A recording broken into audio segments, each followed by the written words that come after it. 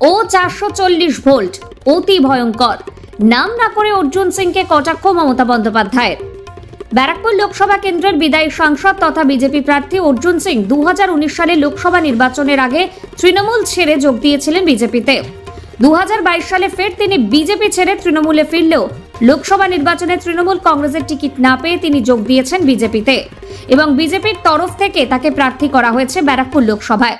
তৃণমূল কংগ্রেস প্রার্থী পার্থ ভৌমিকের সমর্থনে গতকাল নোয়াপাড়া বিধানসভার অন্তর্গত পলতা হেলথ সেন্টার মাঠে নির্বাচনী জনসভা করতে এসেছিলেন মুখ্যমন্ত্রী মমতা বন্দ্যোপাধ্যায়।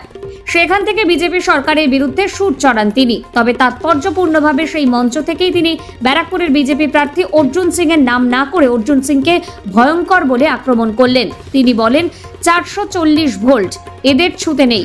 এছাড়াও তিনি অর্জুন সিংকে কয়লার সাথে তুলনা করেন এবং বলেন ও আমাদের দলে কিছুদিন এসেছিল, ভেবেছিলাম শুধরে গেছে।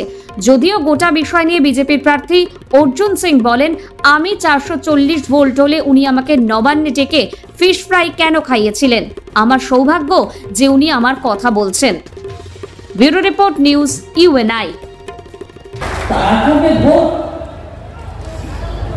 তার একজন স্বজন আছে, স্বজনকে সবাই ভালোবাসে, কিন্তু স্বজন বলে নয়, তিনি আবার জেল থেকে বসে প্ল্যান করে কি করে বাইরে মার্ডার করা যায়।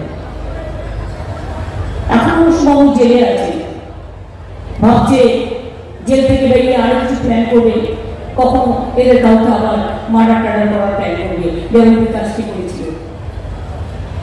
ডেঞ্জারাস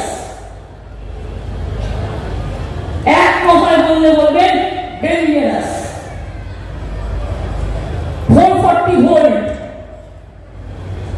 এদের ছুটে নেই, এদের ছুলেও দোষ না ছুলেও দোষ। আমাদের সাথে ছিল এক সময়, ভাবতাম হয়তো মাঝে এসছিল, বদলেছে, কিন্তু কয়লা বলি আমরা, কয়লা যায় না ভুলে, আর কয়লাও যায় না বলে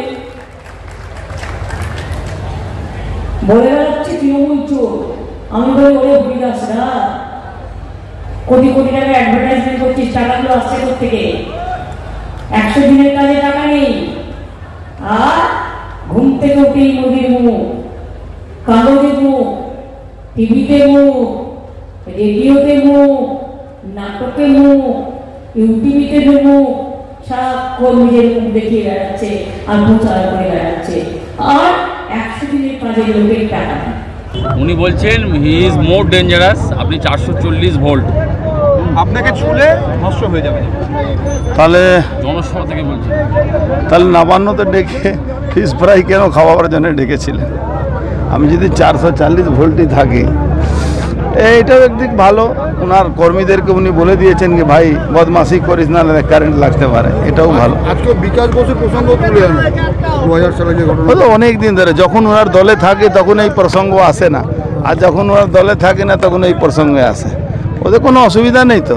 সিএএ এনআরসি করতে দেবে না, মোদিজি বলে দিয়েছেন কি কার ক্ষমতা আছে সিএএ আটকাতে, কার ক্ষমতা আছে এনআরসি আটকাতে।